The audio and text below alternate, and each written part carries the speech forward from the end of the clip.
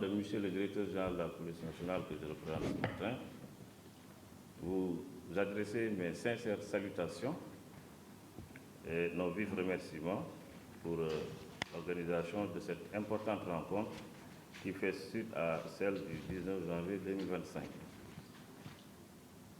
Je souhaite également une bonne suite de Ramadan à nos frères musulmans et également une bonne suite de carême à la communauté chrétienne.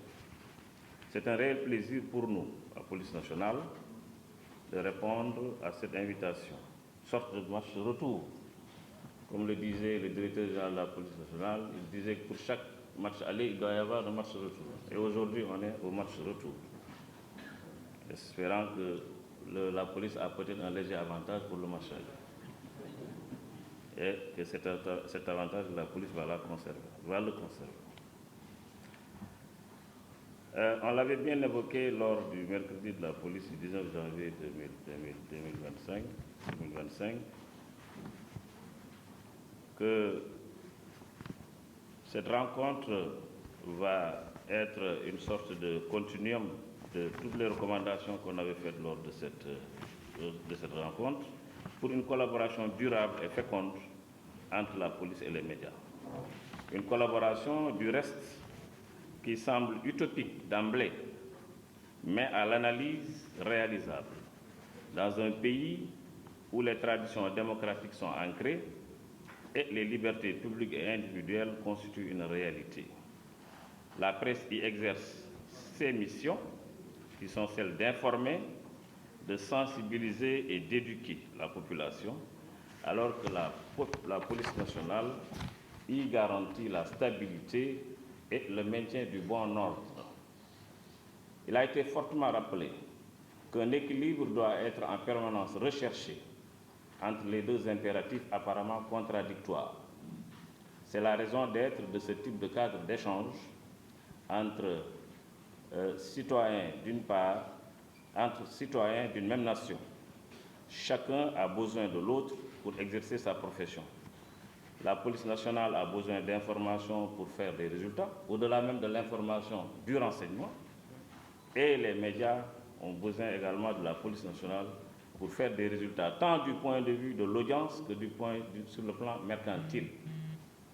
Mais cette quête doit être encadrée, car les indices qui sont issus de l'enquête, le secret de celle-ci, le secret de l'instruction, ainsi que la présomption d'innocence, doivent être respectés.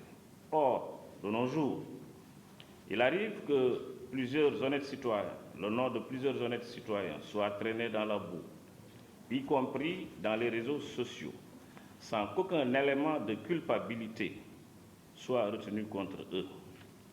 Leurs données personnelles également mises également à nu, y compris l'image de ces personnes. Des vérifications approfondies sont nécessaires auprès des fonctionnaires de police, notamment enquêteurs, pour avoir la bonne information.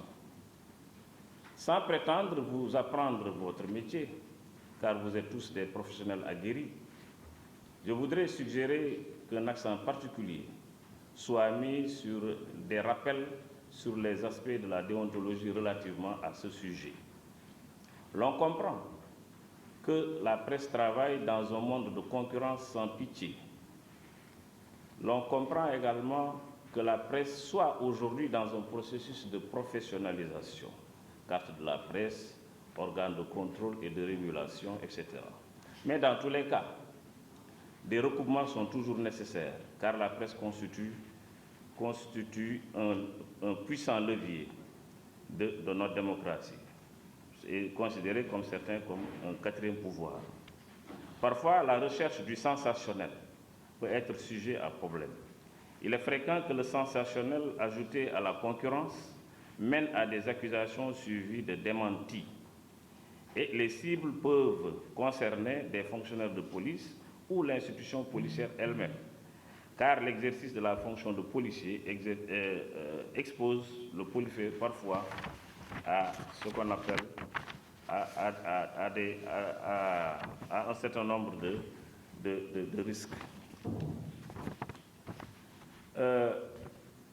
Aujourd'hui, force est de reconnaître que cette question de la présomption, du respect de la présomption d'innocence est difficile.